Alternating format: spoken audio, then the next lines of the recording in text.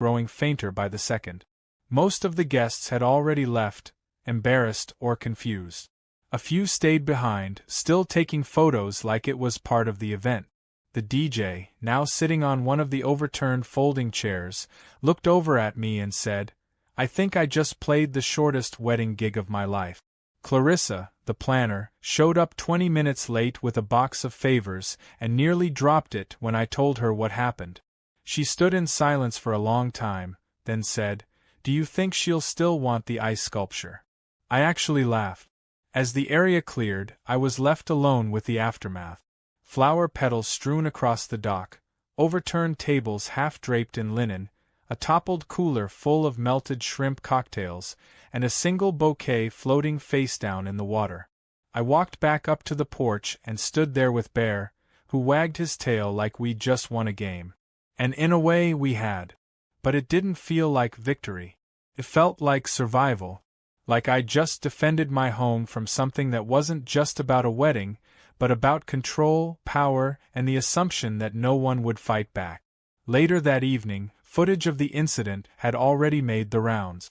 The headline on one post read, "Bridezilla busted. HOA President arrested for wedding invasion." The comments were brutal. Memes appeared. One had Karen's mugshot edited onto a wedding cake. Another showed her being driven off with the caption, "Just married to the law." People were entertained, but I couldn't help feeling the weight of it all. This wasn't how I wanted to spend my year. I wanted peace. I wanted solitude. But I also knew I'd do it again in a heartbeat. Because some lines have to be drawn, and some people have to be reminded that property isn't just land. It's dignity, history, and the right to say no. I sat on the porch as the sun dipped below the trees. The wind rustled through the pines and carried away the last remnants of Karen's fantasy.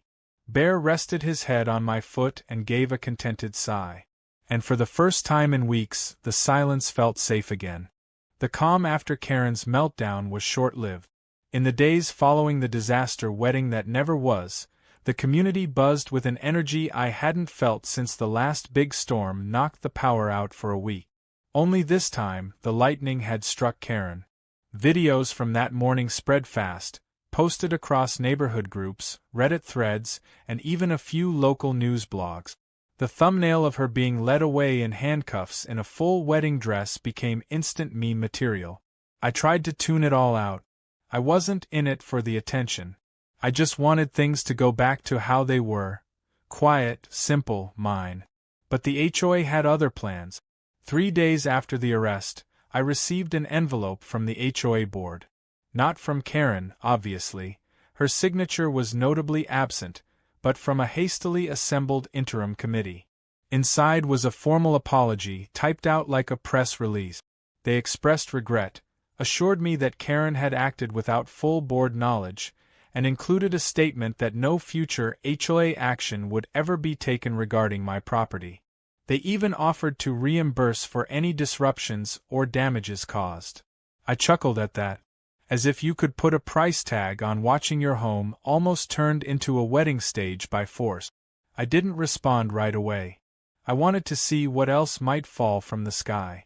Later that week, Angie filed the civil suit. She said it was the only way to ensure Karen couldn't slither her way out with a sob story and a press interview. We weren't going after the HOA as a whole, just Karen, personally. Harassment, trespassing, fraud, and emotional distress, all stacked neatly in legal language with dates, evidence, and testimony. We didn't even need to stretch the truth. Karen had practically written the entire case against herself. The trial date was set for 6 weeks later. During that time, Karen disappeared. No social media activity. No sightings at the grocery store or the HOA clubhouse. Some said she went to stay with family out of state. Others whispered she was hiding out in her basement, planning a comeback. Either way, she vanished, and the quiet that followed was almost eerie. Neighbors who had once proudly displayed HOA-approved flower beds now trimmed their hedges with an air of caution. The board held meetings that were actually open to residents for once, and even Sandra, previously Karen's right hand, started advocating for transparency reforms. The The day of the trial, the courtroom was packed. Not because it was a high-profile case, but because so many residents had come to witness it. Karen arrived in a plain gray dress, looking 10 years older and half as loud. She didn't make eye contact with anyone.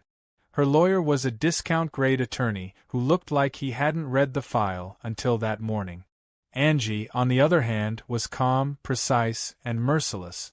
She laid out every piece of evidence with surgical clarity.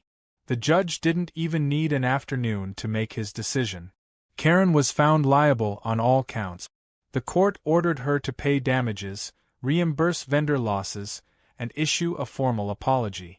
She was also banned from holding any HOA office ever again.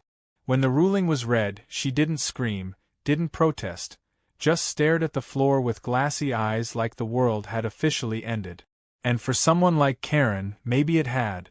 The throne she'd built from gossip, manipulation, and fake authority had crumbled in full view of the very people she once controlled.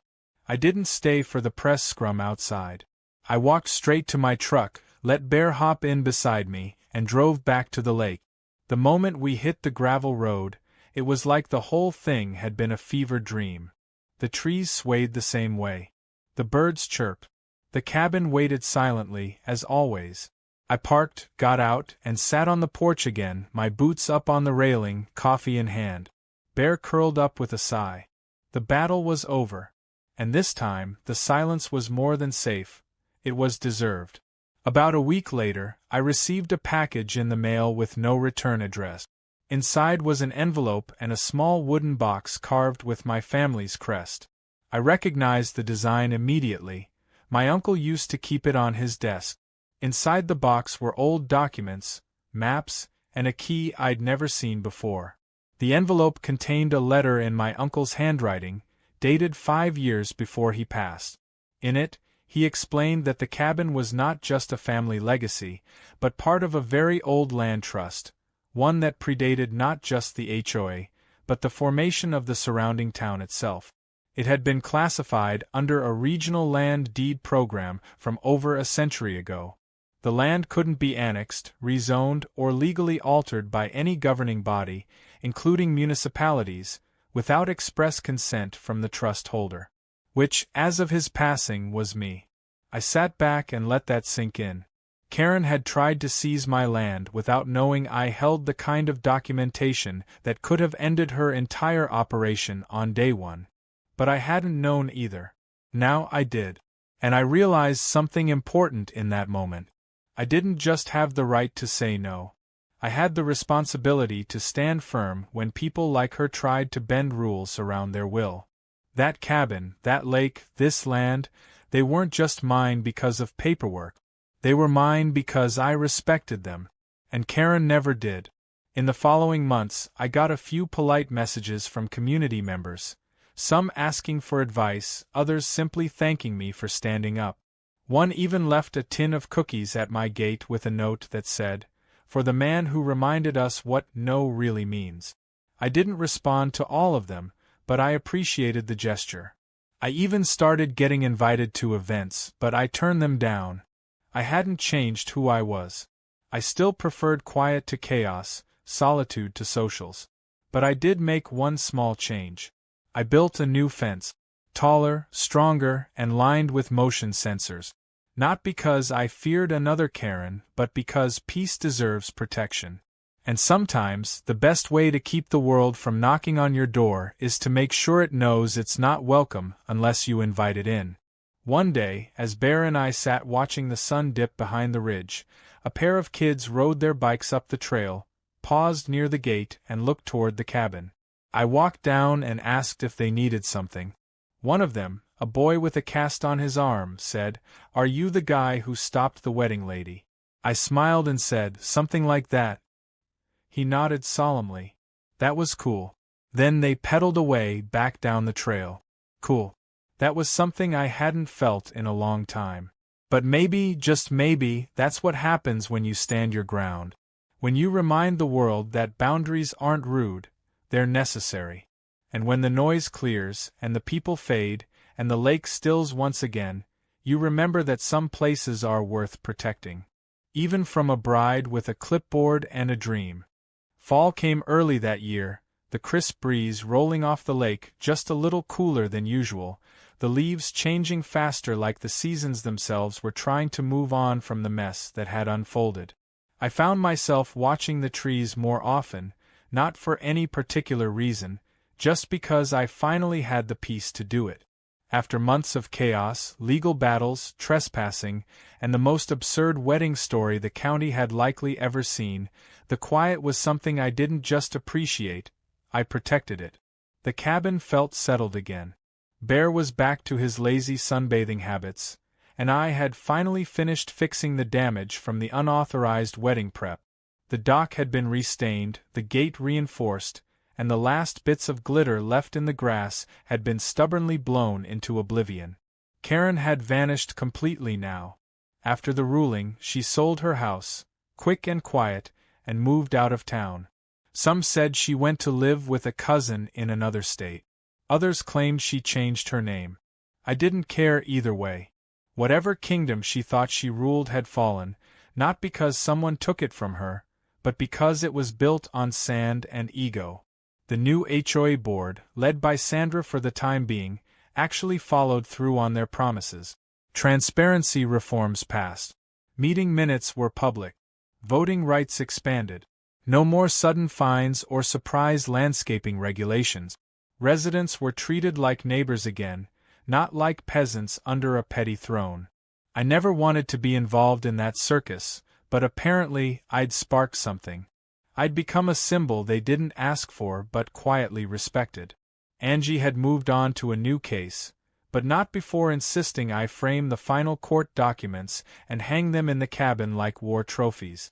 I declined, though I kept them safely filed in a drawer labeled, just in case. She checked in now and then, often with a smirk in her voice, always fishing for a sign that someone else might be dumb enough to challenge me again. But I hoped no one would be. I wasn't itching for a rematch. I just wanted to live my life without having to justify it to someone with a power complex and a clipboard. One Sunday morning, I heard the crunch of tires again, this time familiar. Sandra pulled up in a modest sedan and stepped out holding a pie wrapped in foil and awkward politeness. I met her halfway down the path. She offered the pie, saying it was from the board. "We wanted to thank you again, officially, for what you endured." I took the pie but didn't open it. I told her I appreciated the gesture, and that as long as they respected my boundaries, we'd never have any problems. She nodded. "That's fair." She looked around at the lake and smiled. "It's beautiful here. We should have known better. Karen made us believe things that weren't ours to believe." I let the silence answer. Some truths don't need to be underlined. After she left, I stood there a while holding that pie and thinking about how surreal the last few months had been. There had been a time when I thought I was crazy for resisting, when everyone around me acted like I was the unreasonable one, when even standing up for my own land felt like I was doing something wrong. But now the smoke had cleared. I hadn't just protected a cabin, I'd restored a boundary that had never deserved to be crossed in the first place. One evening a few weeks later, I received a letter in the mail, handwritten, no return address. Inside was a folded sheet of paper with shaky handwriting. It read, "I'm sorry. Not for the wedding, not for the lies. I still think I deserved something beautiful, but for not listening. You reminded me what a boundary means. I wish I'd learned that sooner." No name. No signature. But I knew who it was from. I stared at it for a long while. I didn't feel triumphant or angry or even curious. Just quiet. Like some corner of the conflict had settled itself, far away from lawyers or courtrooms or viral videos. I folded the letter and tucked it away in the same drawer as the court document. A piece of the story I never asked for but now carried anyway. That winter, snow came early. The lake froze faster than usual, and I had to chop wood more often. But it was peaceful. Genuinely peaceful. Neighbors who used to avoid eye contact now waved from afar. A few even came up to me at the market or during town events, not to pry or joke, but to talk like equals. The cabin became more than just my retreat.